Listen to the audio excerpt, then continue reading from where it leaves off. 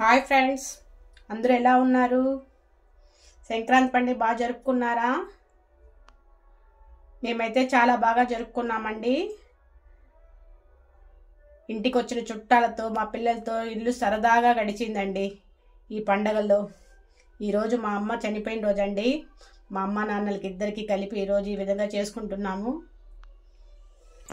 ఈరోజు లంచ్ అయితే white rice,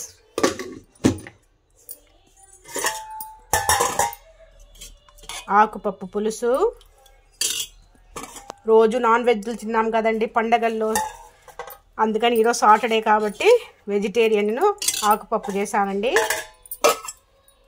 కాకరకాయ ఫ్రై, కాకరకాయ పుట్నాల పప్పు వేసి ఫ్రై చేస్తామండి.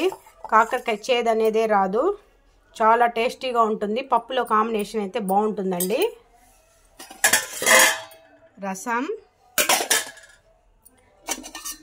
గుత్తి వంకాయ, బొబ్బర్లు మా అమ్మగారికి నైవేద్యంగా పెట్టడానికి చేశామండి. పెసర బూరెలు. ఇవండి మా ఇంట్లో స్పెషల్స్.